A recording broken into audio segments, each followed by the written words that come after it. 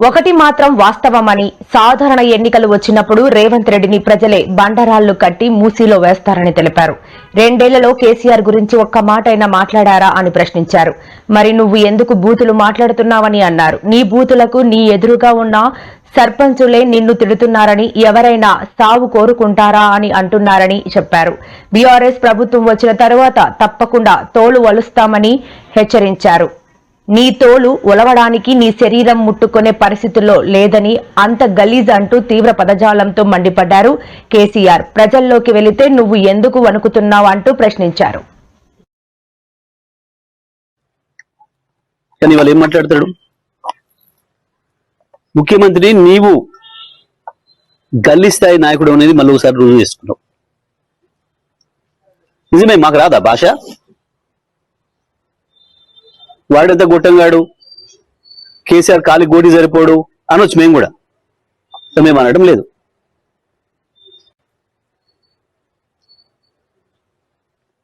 నువ్వు రండవు, నువ్వు కొజ్జవరు కూడా అనొచ్చు. మేము అనడం లేదు.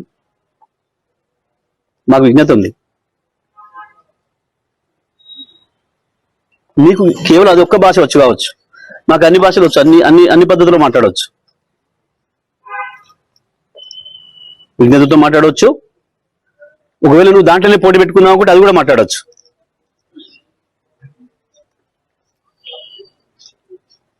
ఎందుకు వస్తుంది? రండలు మాట్లాడే భాష అది. ఇతరులు చావు కోరుకోవడం అనేది రండగాలు చేసే పని, కొట్టాడితోడు చేసే పని కాదు.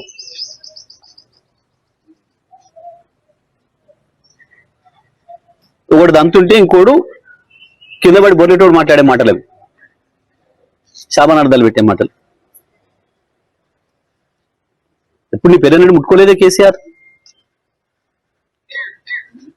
నీది కంపునోరని తెలుసు.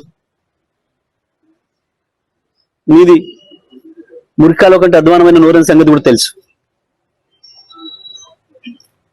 నువ్వు కేసీఆర్ స్థాయి కాదు, ఆ విషయం మొదలు గుర్తుపెట్టుకోను. ఏదో తంతే పొరపడ్డాడన్న సామెతతోని అది నిజమైన పద్ధతుల్లో వచ్చి కాసేపటికి ఆ పదవిలో పడుండొచ్చు నువ్వు. కానీ నీది ఆ స్థాయి కాదని మరోసారి నిరూపించుకున్నావు. ముఖ్యమంత్రి స్థానాన్ని దిగదార్చే పద్ధతుల్లో ఎక్కడ మాట్లాడింది? ఎవడన్నా ఎందుకని కొత్త సర్పంచ్లకు చెప్తే కదా, నువ్వు డెడికేటెడ్ గా పనిచేయండి, అందరు కలుపుకొని పనిచేయండి, ప్రజలు మీకు ఇచ్చిన బాధ్యతలను పూర్తిగా నెరవేర్చండి, మీ విజయం సాధించండి అని చెప్పొస్తారు ఎవరైనా. నీ చెత్తవాగుడితోని వచ్చిన వాళ్ళ బ్రెయిన్ జడగొట్టి ఏం సమాచారం తీసుకుపోయారు? వాళ్ళు ఏం మోసుకపోయారు నీ దగ్గర నుంచి మెసేజ్? ఇట్లా బూతులు మాట్లాడాలి కావచ్చు మేమని మోసుకుపోయారు. ముఖ్యమంత్రి అంటూ మాట్లాడేటప్పుడు షో ఉండాలి కదా. కానీ వాళ్ళు ఏం మాట్లాడతాడు? రేవంత్ రెడ్డికి తొండ దోషం, నిజంగా ప్రామిస్ చెప్తున్నా, ఇది రియల్గా చెప్తున్నా, తొండ దోషం ఉన్నది అటు. నాకు ఈ దోషాలు చాలా రకాలు ఉంటాయి కదా, ఈ తొండ దోషం ఎట్లా వచ్చిందని నేను మళ్ళీ అడిగితే ఏం చెప్పినట్టే, ఏం లేదు, ఒక రోజున తొండలన్నీ కలిసి సమావేశం పెట్టుకున్నాయట. ఇక తొండలు అంటే మీకు ఎట్లుంటాయి, అవి ఏడబెట్టుకుంటాయి. ఈ గోడలు ఆడ పాత గోడలు ఉన్నా, ఏ గోడలు ఉన్నా పాక్కుంటా ఏం సంగతి భయ్, మా ఏరియాకి వచ్చినవి ఏందయ్యా నువ్వు?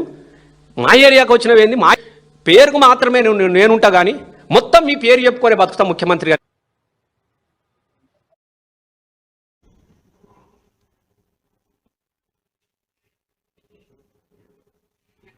గత బీఆర్ఎస్ ప్రభుత్వ హయాంలో రైతుల పట్ల జరిగిన కొన్ని పరిణామాలపై జాగృతి చీఫ్ ఎమ్మెల్సీ కవిత సంచలన వ్యాఖ్యలు చేశారు. కేసీఆర్ ప్రభుత్వంలో రైతులకు బేడీలు వేయించడంపై ఆమె పశ్చాత్తాపం వ్యక్తం చేశారు. గత ప్రభుత్వంలో రైతులను బేడీలతో తీసుకెళ్లిన ఘటనలు దురదృష్టకరం. ఆ పాపంలో మేమందరం భాగమే అంటూ ఆమె కీలక వ్యాఖ్యలు చేశారు. తమ ప్రభుత్వ హయాంలో జరిగిన ఆ పొరపాటుకు గాను రైతాంగానికి తాను బేడీలు వేయించిన ఘటనల విషయంలో బహిరంగంగా క్షమాపణలు చెబుతున్నానని ప్రకటించారు.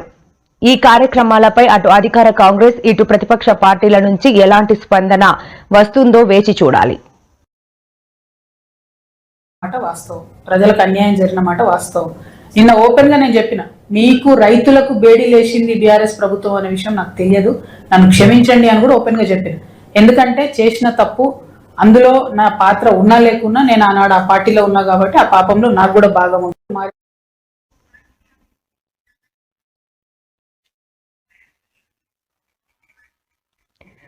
ముఖ్యమంత్రి హోదాలో రేవంత్ రెడ్డి వాడుతున్న భాష సరిగా లేదని మాజీ మంత్రి BRS senior MLA Harish Rao చేసిన వ్యాఖ్యలపై భువనగిరి కాంగ్రెస్ ఎంపీ చామల కిరణ్ కుమార్ రెడ్డి స్పందించారు.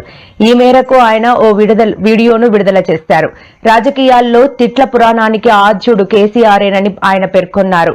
2 ఏళ్ల తర్వాత బయటకు వచ్చిన కేసీఆర్ ముఖ్యమంత్రిని ఉద్దేశించి తోలు తీస్తా అంటే ఊరుకునేది లేదని హెచ్చరించారు. హరీష్ రావు వ్యాఖ్యలు దెయ్యాలు వేదాలు వల్లించినట్లుగా ఉన్నాయని విమర్శించారు. నీతులు ఎదుటి వారికే తప్ప తమకు కాదన్నట్లుగా మాట్లాడుతున్నారని అన్నారు. రేవంత్ రెడ్డి విద్యాశాఖ మంత్రి ఉన్నాడు. రేవంత్ రెడ్డి మాట్లాడితే బూతులు మాట్లాడుతున్నాడు. నువ్వే ఈ రాష్ట్రానికి విద్యాశాఖ మంత్రివి, నువ్వే ఈ రాష్ట్రానికి ముఖ్యమంత్రివి. అనాథ పిల్లలు, ఈ అర్బన్ రెసిడెన్షియల్ స్కూల్ అంటే బ్రిడ్జ్ స్కూల్లో ఉండే పిల్లలు అనాథ పిల్లలు, ముఖ్యంగా తల్లి తండ్రి లేని పిల్లలు. ఈ అనాథ పిల్లలకు కడుపు నుండి అన్నం పెట్టే చేతనైతలేదా నీకు? ఈ అనాథ పిల్లలకు కాస్మెటిక్ ఛార్జెస్ ఇవ్వడం చేతనైతలేదా? మాటలు పెద్ద పెద్దగా మాట్లాడతావు కదా. నేను చెట్టుకు కట్టేసి లాగులో తొండలు జొరగొడితే అప్పుడు అర్థమవుతుంది నీకు. ఈ అనాథ పిల్లలకు కూడా అన్నం పెట్టని రేవంత్ రెడ్డిని కొరడా దెబ్బలు కొట్టినా తక్కువే, చెట్టుకు కట్టేసి లాగులో తొండలు జొరగొట్టినా తక్కువే. నీకే మాట్లాడొస్తుందా? మాకు మాట్లాడరాదా? అంటే ఇలా రేవంత్ రెడ్డి విద్యాశాఖ మంత్రి.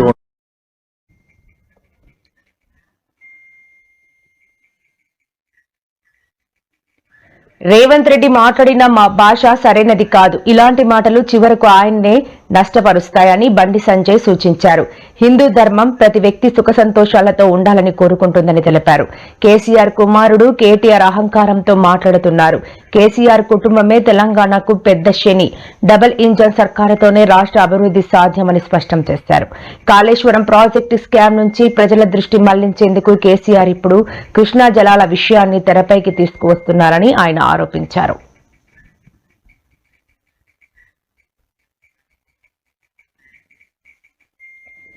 తెలంగాణ ముఖ్యమంత్రి రేవంత్ రెడ్డిపై బీఆర్ఎస్ వర్కింగ్ ప్రెసిడెంట్ కేటీఆర్ తీవ్రస్థాయిలో ధ్వజమెత్తారు. ముఖ్యమంత్రి అహంకారంతో మాట్లాడుతున్నారని ఆగ్రహం వ్యక్తం చేశారు. కోసిగిలో రేవంత్ రెడ్డి చేసిన వ్యాఖ్యలపై కేటీఆర్ స్పందిస్తూ 2028లో తెలంగాణ ప్రజలు కాంగ్రెస్ పార్టీని బొందబెట్టడం ఖాయమని అన్నారు. నీటి ద్రోహంపై సమాధానం చెప్పలేక ఇష్టారీతిన మాట్లాడుతున్నారని విమర్శించారు. తెలంగాణలో 100 ఏళ్ల వరకు కాంగ్రెస్ పార్టీకి పుట్టగతులు ఉండవని హెచ్చరించారు. ప్రజలు అన్ని గమనిస్తున్నారని, సందర్భం వచ్చినప్పుడు తగిన గుణపాఠం చెబుతారని హెచ్చరించారు. సన్నాసి రండా అలాగే ఎర్ర గాల్చి తిరల మీద వాతలు పెడతాం. మీరు ఒక్కసారి చెప్పండి. నీ ముడ్డి మీద డ్రాయర్ కూడా ఉండదు. పీకడం మొదలు పెడితే బిడ్డ నడి బజార్లో ఉరి తీయాలన్నా, 100 మీటర్ల గోతి తీసి పాతి పెట్టాలన్నా, ఒక్కనొక్కని పండబెట్టి తొక్కి పేగులు తీసి మెడలేసుకొని ఊరేగుతాం బిడ్డ. లోపల నా కొడుకులు ఛానళ్ళు ఉన్నాయి కదా అని అడ్డగోలు చేస్తే చూసుకుంటూ ఊకుంటా అంటారు. పండబెట్టి తొక్కి పేగులు తీస్తే గాడిద కొడుకులు నొక్కనొక్కని. అట్లాంటి లపుట్ నా కొడుకులకు నేను సమాధానం చెప్పను. అమ్మ మొగుని ఇంట్లోనే అన్ని తెచ్చి చూపించుకోమని చెప్పు. టీవీలో వేసుకో, నాకు ఏం అభ్యంతరం లేదు. ఓ సన్నాసోడా, సోయలేనుడా, చవట, దద్దమ్మ, దిక్కుమాలనోడా, దివాళగా నెత్తి మీద కాలు పెట్టి తొక్కకపోతే గుండు కొట్టించుకుంటా నా కొడుకల్లారా రాండి. అట్లనే తెలంగాణ ప్రజలు అడవి పందుల్లా అయ్యో అరే సన్నాసుడా కార్యకర్తలు వాళ్ళని పట్టుకొని యాప చెట్టు కట్టేసి లాగుల తొండలిచ్చి కొడతారని చెప్పి బోర్ల పక్కల పండబెట్టి తొక్కుతా.